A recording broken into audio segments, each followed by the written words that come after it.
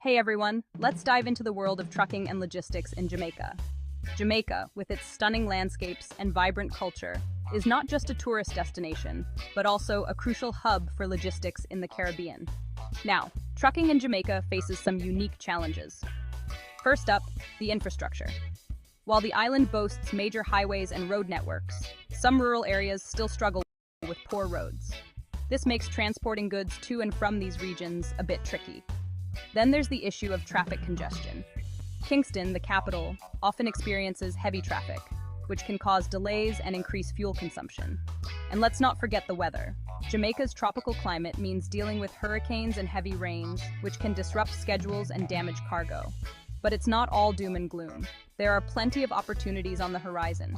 Jamaica's strategic location in the Caribbean makes it a prime spot for trade routes connecting North and South America. The government is also investing